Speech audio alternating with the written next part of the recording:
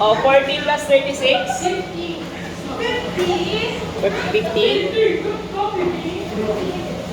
Is it 50?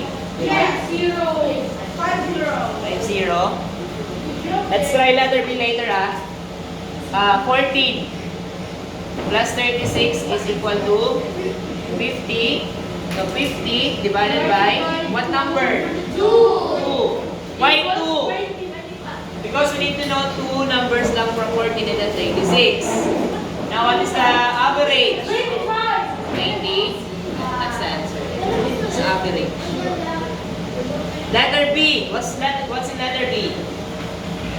What number? Ano number?